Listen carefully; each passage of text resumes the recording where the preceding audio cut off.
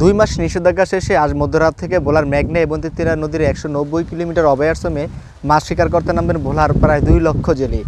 2 মাসের অভিযান নিষেধাজ্ঞার পর আজ মধ্যরাত থেকে অর্থাৎ 12টার পর থেকে ভোলার মেঘনা এবং তিস্তা নদীতে মাছ ধরতে নামবেন জেলেরা। সেজন্য সকল ধরনের প্রস্তুতি নেওয়া হয়েছে।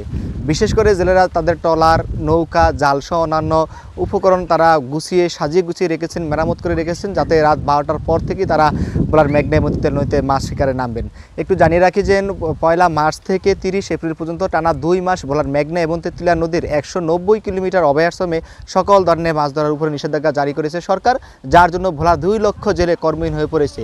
কর্মহীন থাকা অবস্থা জেলেরা ধার দেনা করে অনেকটা ঋণগ্রস্ত হয়ে পড়েছেন। জেলেরা আশা করছেন রাত 12টার পর থেকে তারা মেঘনা এবং তিস্তা নদীতে মাছ ধরতে যাবেন এবং তারা সেই মাছ ধরে তা বিক্রি করে এই কর্মকালীন নিষেধাজ্ঞা সময়কালীন সময়ে তারা যে ধার দেনা করে যে ঋণগ্রস্ত হয়েছে তারা সেই ঋণ পরিশোধ করবেন। খুব উদ্দীপনা নিয়ে তারা মূলত আনন্দ এবং উদ্দীপনা নিয়ে তারা মূলত মেঘনা এবং তিস্তা নদীতে নামবেন, এরকমভাবেই তারা প্রস্তুতি নিয়েছেন।